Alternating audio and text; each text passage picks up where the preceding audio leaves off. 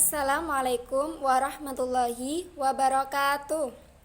Kami dari kelas PGMI 1D kelompok 7 akan mempresentasikan materi tentang tema filsafat Islam di dunia Islam Barat.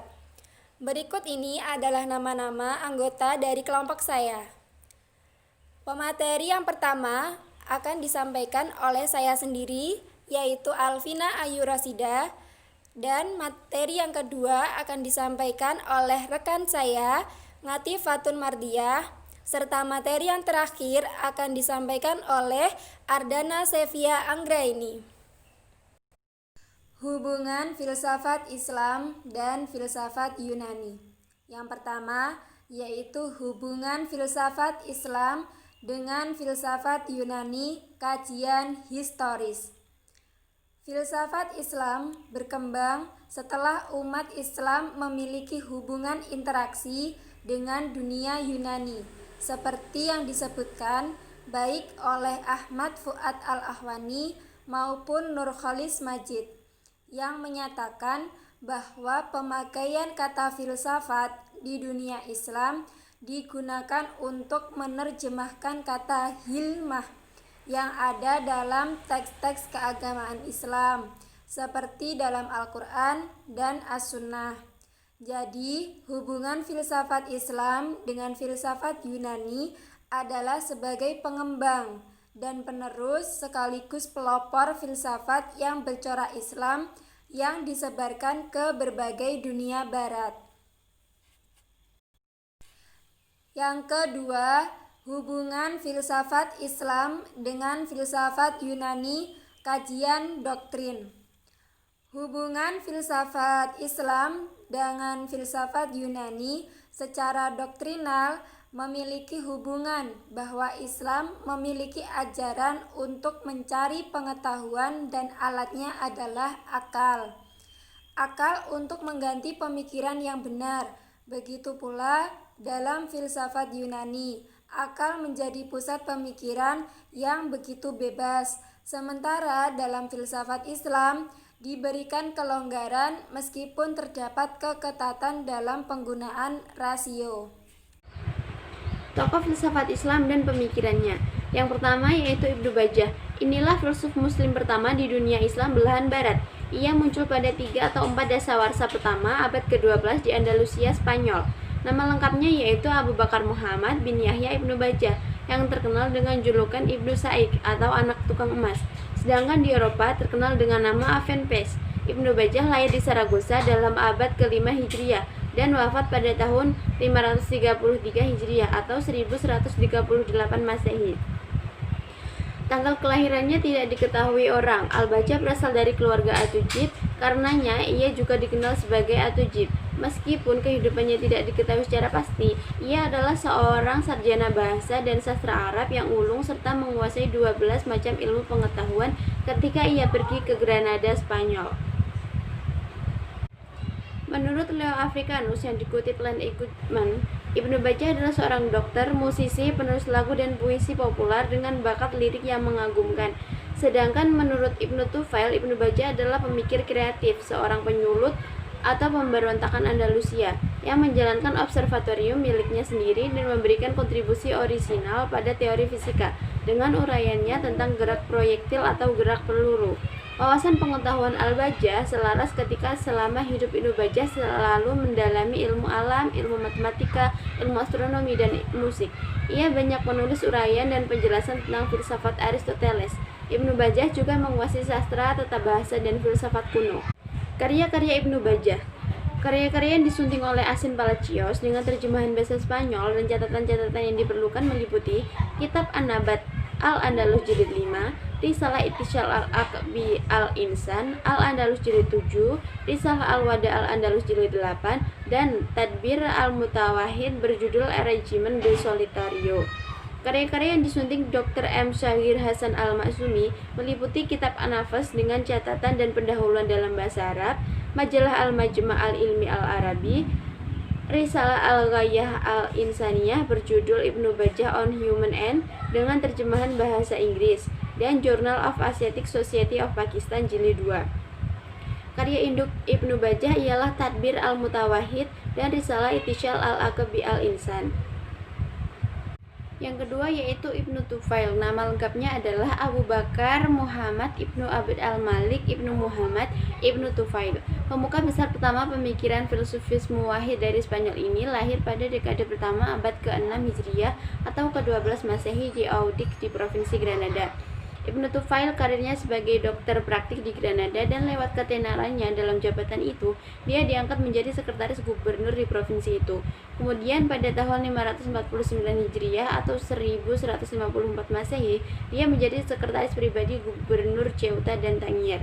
Putra Abd al-Mu'min, penguasa muwahhid Spanyol pertama yang merebut Maroko pada tahun 542 Hijriah atau 1147 Masehi. Akhirnya, Tufail menduduki jabatan dokter tinggi dan menjadi qadhi di pengadilan serta wazir Khalifah Muwahhid Abu Ya'qub Yusuf. Karya-karya Ibnu Tufail. Sebagaimana dijelaskan bahwa tidak banyak karya Ibnu Tufail, bahkan hanya satu yang tersisa sampai hari ini, Risalah Hayy Ibnu Yaksan. Hayy Ibnu Yaksan bermakna yang hidup putra yang bangun. Hayy Ibnu Yaksan adalah tokoh utama dalam karya tulis Ibnu Tufail, tetapi sebelumnya juga sudah dipakai oleh Ibnu Sina sebagai tokoh utama dalam sebuah risalah pendeknya. Yang ketiga yaitu Ibnu Rushd. Nama lengkapnya adalah Abu al-Walid Muhammad bin Ahmad bin Muhammad bin Rushd. Lahir di Cordova pada tahun 520 Hijriah atau 1126 Masehi. Keluarganya terkenal alim dalam ilmu fikih. Ayah dan kakeknya pernah menjadi kepala pengadilan di Andalusia. Ia hidup dalam keluarga akademis. Ayahnya dan kakeknya seorang ahli fikih. Sebagaimana dijelaskan bahwa Ibnu Rushd berasal dari keluarga fakih, maka jabatan pertama yang ia raih adalah hakim. Hal itu terbukti pada tahun 565 Hijriah atau 1169 Masehi. Ia diangkat menjadi qadhi Seville yang menjadi ibu kota Andalusia. Karya-karya Ibnu Rushd. Yang pertama yaitu Bidayah al-Mujtahid wa Nihayah al-Muqtasid, yang kedua Kulliyat fi Atib, yang ketiga Al-Qanun, keempat Tahafut al-Falasifah atau kacaunya kaum filsafat, yang kelima Tahafut at-Tahafut atau kacaunya Tahafut al-Ghazali, yang keenam Kasyif al-Manahij al-Adilah, yang terakhir Fasl al-Maqal fi Maba'in al-Hikmah wa Asy-Syariah. Filsafat Islam sesudah Ibnu Rushd. 1. Nasiruddin At-Tusi. Nama lengkapnya Abu Ja'far Muhammad bin Al-Hasan Nasiruddin At-Tusi. Ia terlahir pada 18 Februari 1201 Masehi di kota Tus yang terletak di dekat Mesed sebelah timur laut Iran. Sebagai seorang ilmuwan yang amat kondang pada zamannya, Nasiruddin memiliki banyak nama antara lain Muhaqiq At-Tusi, Khwaja Tusi, dan Khwaja Nasir. Karya-karya Nasiruddin At-Tusi di bidang logika: Asas al-Iqtibas, At-Tajrid fi al-Mantiq, Syarah Mantiq al-Isyarat, Ta'dil al-Mi'yar. Di bidang metafisik diantaranya meliputi Risalah dan Itsbat Wajib, Itsar Jauhar al-Mufarriq, Mujarrad, Tasawurat. Di bidang etika meliputi Akhlak Nasyiri, Ausaf al-Ashraf. Di bidang teologi, Tajrid al-Aqaid, Qawaid al-Aqaid, Risalah I'tiqadat.